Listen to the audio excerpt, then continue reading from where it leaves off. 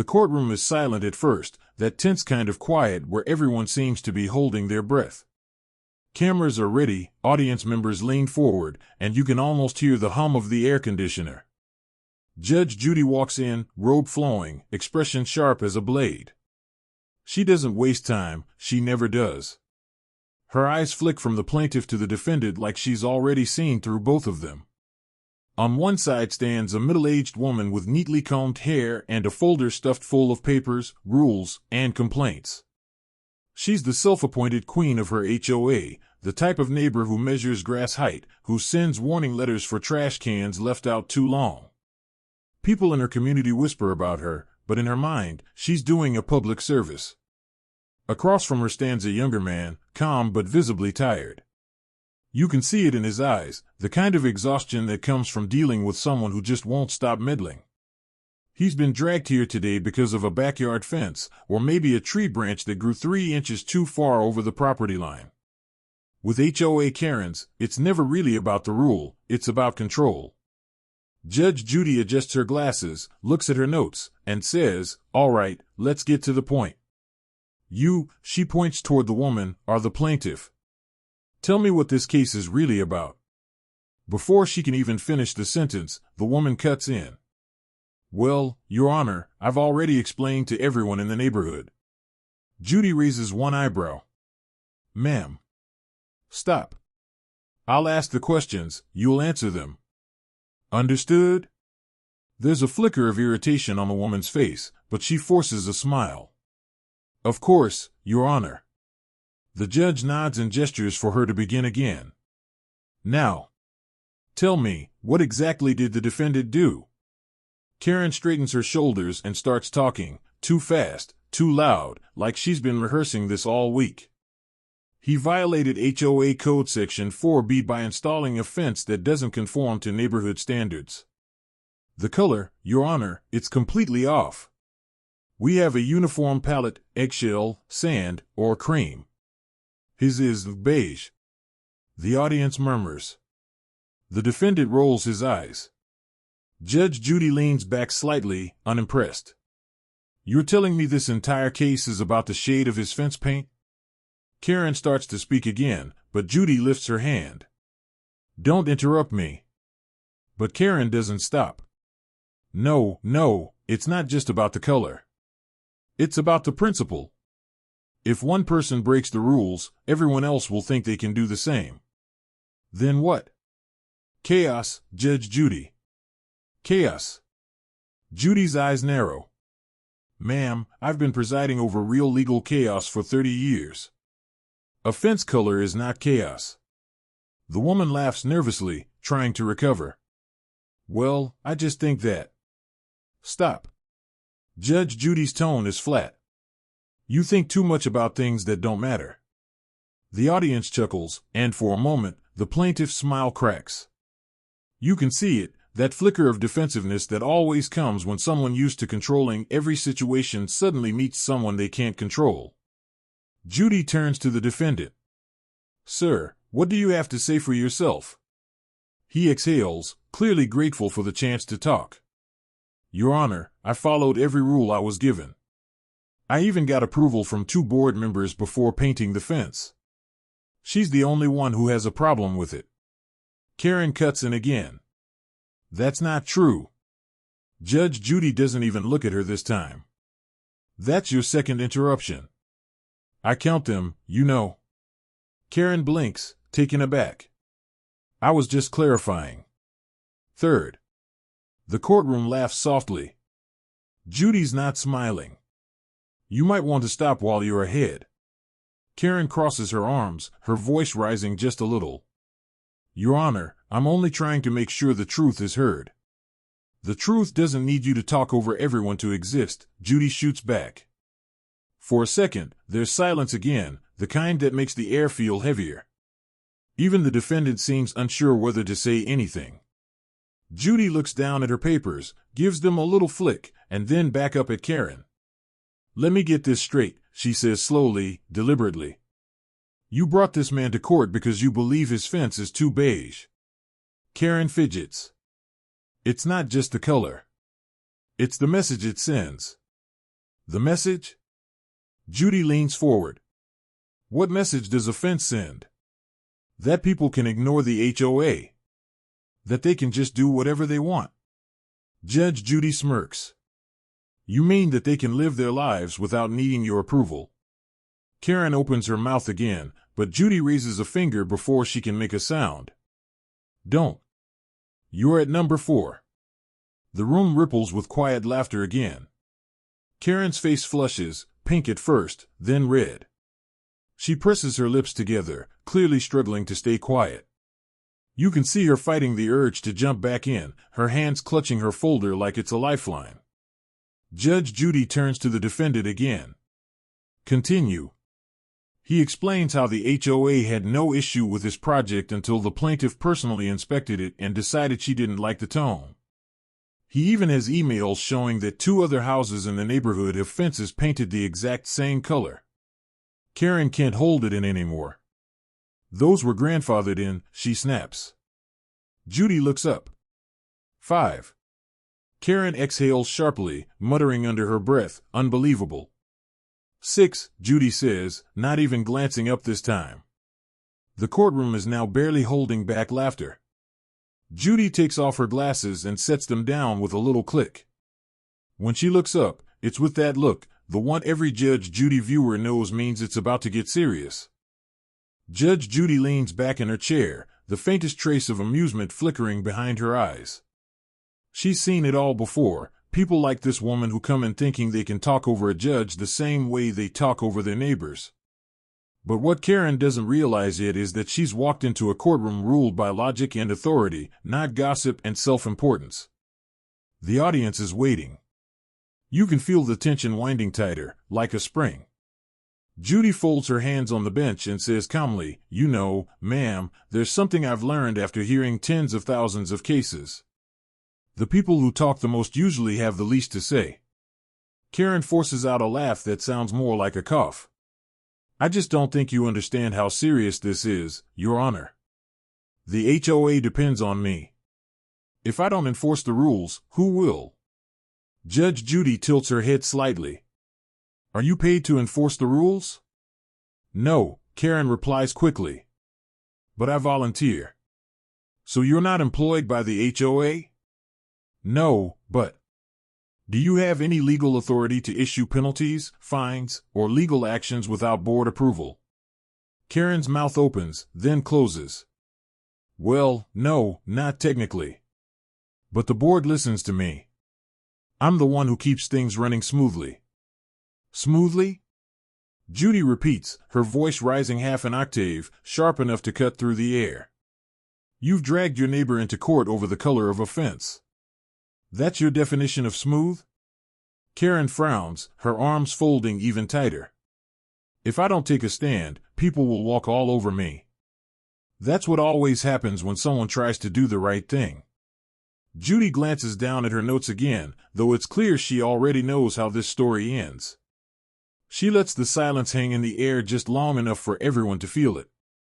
Then, in her signature tone, calm, precise, and deadly, she says, "You've interrupted me 6 times so far. You're lucky this isn't contempt of court." Karen lets out an exasperated sigh, shaking her head. "I'm not trying to be rude, Your Honor, but if you would just let me finish." "That's it. That's the 7th. Judge Judy raises her hand sharply, and the room goes dead silent. "Stop. That's 7. Karen freezes. The audience does too. You can hear the faint hum of the lights above them. Judy takes a deep breath, leans slightly forward, and says the words that change the whole tone of the room. "Do you realize where you are right now? This is not your neighborhood board meeting. This is not your front porch. This is my courtroom. You don't run anything here." The force behind her words doesn't come from volume, it's from the calm authority that only someone like Judy can carry. Her voice cuts through the air like a clean slice. Karen's mouth opens to respond, but Judy isn't done. "When you step into this courtroom, you follow my rules. You speak when spoken to, and you listen when I talk. You came here to seek judgment, not to give it. The audience murmurs with approval, low at first, then building as the power dynamic finally shifts. Karen's face drains of color. She looks down at her folder as if the pages inside could somehow defend her. They can't. Judge Judy continues, her voice firm but not cruel. You've turned a simple neighborhood disagreement into a circus because you can't stand not having control. The world doesn't revolve around your HOA bylaws, ma'am. People are allowed to live peacefully without your approval. Karen opens her mouth, but one glance from Judy stops her cold. Not another word, Judy says. You've said plenty already. The defendant can't help but let out a small, relieved laugh, quickly stifled. Judy turns to him next, her tone softening slightly. Sir, you don't owe this woman an apology for the way you painted your fence. The HOA has no legal grounds here, and this case is dismissed. Karen gasps audibly, as if she's been physically struck. Dismissed? But, Your Honor, you don't understand. Judy cuts her off with one sharp motion. Oh, I understand perfectly. What I understand is that you've made this neighborhood miserable trying to enforce rules you don't even have the power to enforce. And what's worse, you've wasted everyone's time, including mine. The room is silent again. Not a breath, not a shuffle. Even the bailiff is standing perfectly still. Judy takes a moment, her eyes locked on Karen. Let me give you some advice. You can't control every blade of grass or every drop of paint around you. The world doesn't need another self-appointed sheriff trying to make everyone else miserable. What it needs is people who mind their own business. The words land hard. You can see it in Karen's face, the realization that she's not the one in charge here. That for once, someone isn't intimidated, someone won't back down. Judge Judy leans back in her chair, the faintest smirk tugging at her mouth. Now, she says, tapping her pen on the desk, I suggest you go home, take a walk, and remember that being right isn't the same as being reasonable.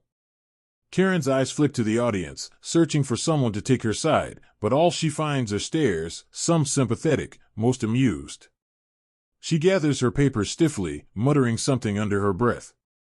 The sound is too soft to make out, but it's the tone of someone who just realized that all their authority has been stripped away. Judy looks at the bailiff. Next case. The gavel hits the block with a sharp crack that echoes through the room. The sound lingers in the air, final and absolute. As the cameras fade, the audience begins to buzz again. You can hear snippets of conversation, laughter, whispers, little comments about how satisfying it was to see someone finally tell off the HOA tyrant. The defendant walks out of the courtroom lighter than he came in, a small smile on his face.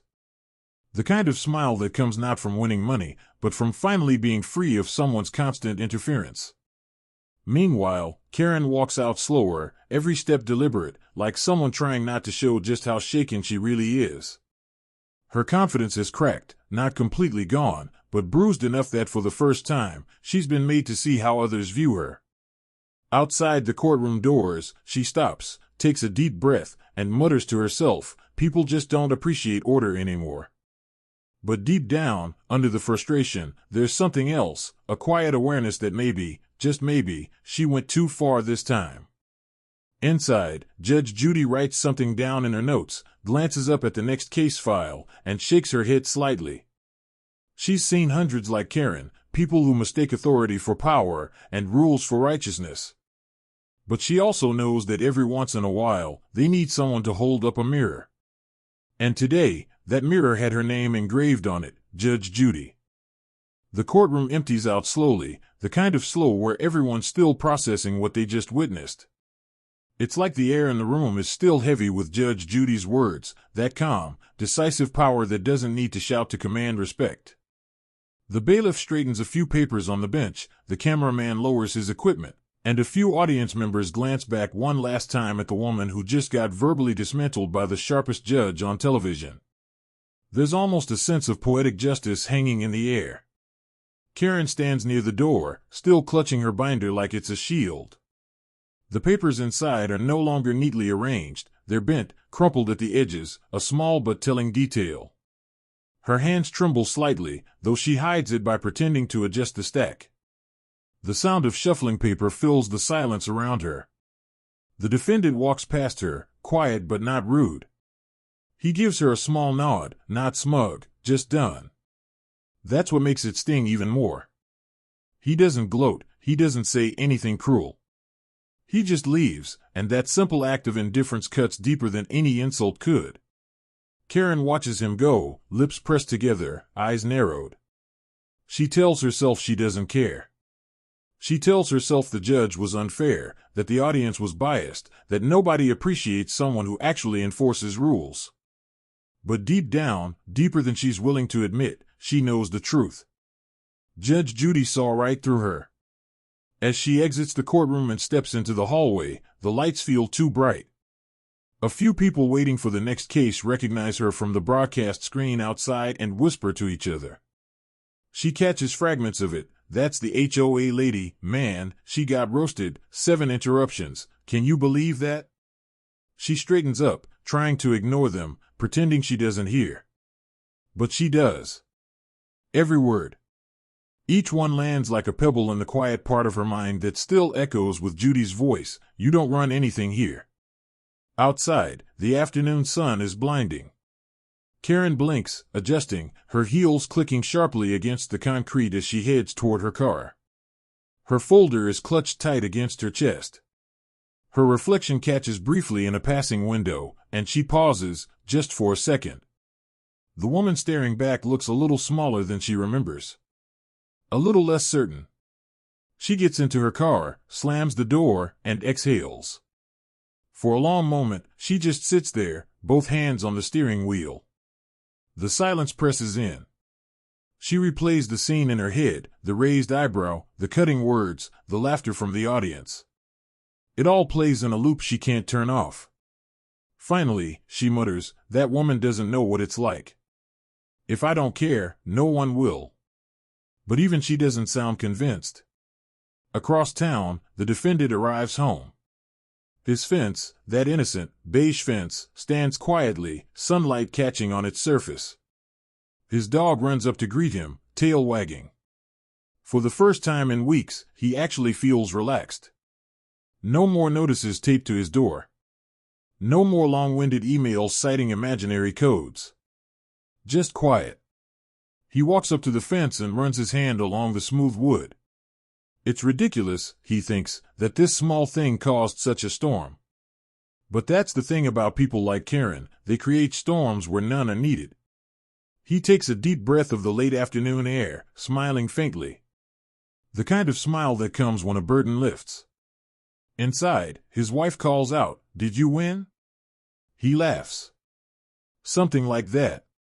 Meanwhile, back in her own neighborhood, Karen's car pulls into her driveway. It's a neat little house, tidy lawn, trimmed hedges, the kind of place where everything is symmetrical and deliberate. But now, for the first time, she notices how quiet it is. No neighbors waving. No friendly hellos. Just silence. The HOA office is closed for the day, so she can't go there to reassert herself, can't drown the humiliation in paperwork and policy. Instead, she sits at her kitchen table, binder open, flipping through the pages she's memorized.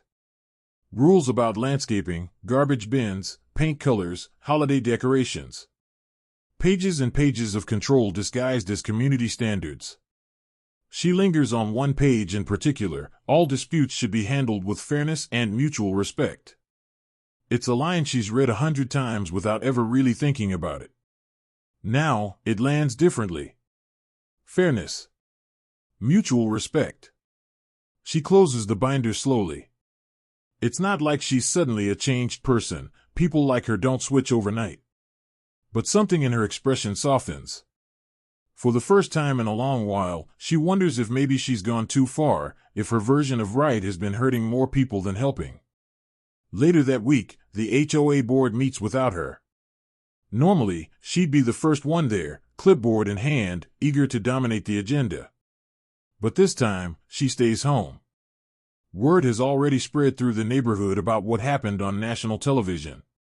The board chair even jokes lightly, maybe we should ease up on the paint inspections for a while. No one disagrees. A few days pass. The defendant receives a small note in his mailbox.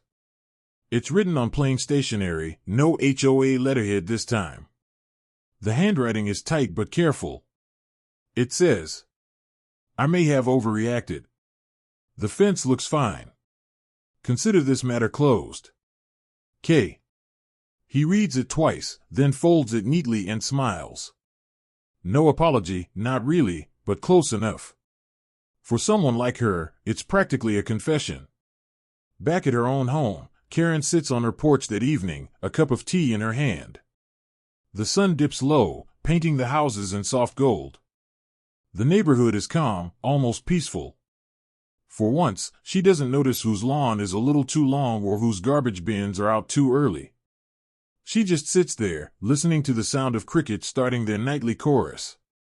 She remembers Judge Judy's words, not the sting of them, but the truth in them. The world doesn't revolve around your HOA bylaws. A small, reluctant smile tugs at her lips. Maybe it's time to start letting things go. Maybe not everything needs to be a rule to be right. Somewhere, a child's laughter echoes down the street. She looks up, follows the sound, and feels something unfamiliar, a sense of peace. And though she'll probably never admit it out loud, a small part of her is grateful for that courtroom moment. For the embarrassment, the frustration, the sharp sting of being put in her place. Because sometimes it takes being silenced to finally start listening. Back in her chambers, Judge Judy closes the file marked HOA versus Johnson and sets it aside. Another case, another lesson delivered. She takes a sip of water, shakes her head slightly, and mutters to herself, some people really need hobbies. The bailiff chuckles quietly from the corner. You handled that one perfectly, Judge. Judy smirks. I usually do. Outside, the studio lights dim. The audience files out, still buzzing from what they witnessed, another reminder that sometimes the loudest person in the room isn't the strongest. And sometimes the only thing that can stop a relentless talker is 7 firm, well-placed words from a woman who's heard it all before. And as the credits roll, viewers everywhere nod in satisfaction. Because no matter who you are, or how much authority you think you have, there's always someone out there, calm, sharp, and unshakable, ready to bring you back to reality. That someone, today and always, was Judge Judy. Time has a funny way of humbling people. Days pass, and the memory of that courtroom fades for most, just another viral clip, another Judge Judy moment that viewers share and laugh about online. But for the people at the center of it, the echo of those few minutes lingers much longer. In Karen's neighborhood, things start to shift. Slowly at first, small, almost unnoticeable changes. The weekly HOA meetings become less tense, less filled with bickering and suspicion.